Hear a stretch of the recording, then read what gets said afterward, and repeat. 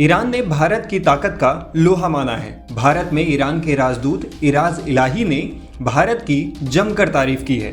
उन्होंने कहा कि भारत एक उभरती हुई शक्ति है और ये देश पश्चिमी देशों का दबाव नहीं सहेगा। उन्होंने ताइवान और दक्षिण कोरिया का उदाहरण देकर भारत की बढ़ती ताकत की सराहना की है।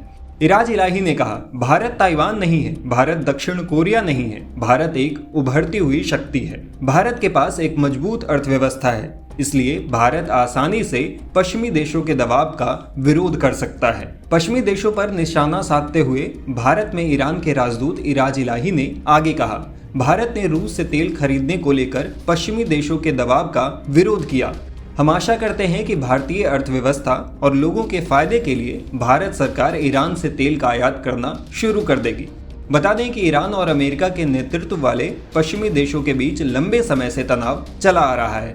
ऐसा कहा जाता है कि ईरान परमाणु बम बनाने के बेहद करीब पहुंच गया है। अमेरिका हमेशा से ईरान के न्यूक्लियर प्रोग्राम के खिलाफ रहा है। यही वजह है कि ईरान लंबे समय से प्रतिबंधों को झेल रहा है। अमेरिका ने ईरान से तेल आयात करने पर बैन लगा रखा है। इसके चलते भारत ने साल 2019 में ईरान से तेल खरीदना बंद कर दिया था। बैन से पहले ईरान भारत के लिए कच्चे तेल का सबसे बड़ा स्रोत था। साल 2007 से 2009 के बीच सऊदी अरब के बाद ईरान भारत का दूसरा सबसे बड़ा तेल स्रोत था।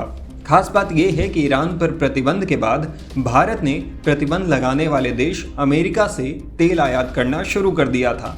हालांकि अब भारत के तेल आयात में अमेरिका की हिस्सेदारी आधी हो गई है और रूस तीसरा सबसे बड़ा स्रोत बन गया है। वित्त वर्ष 2022-23 में भारत के कच्चे तेल के आयात में रूस की हिस्सेदारी 14% के करीब रही है।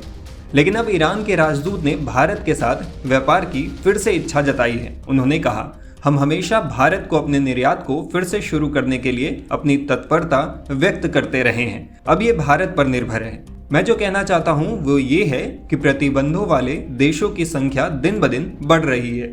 सभी देशों को सीखना चाहिए कि प्रतिबंधों के तहत कैसे जीना है, नहीं तो वो अपने हितों को खो देंगे। टाइम्स नाउ भारत डिजिटल की रिपोर्ट।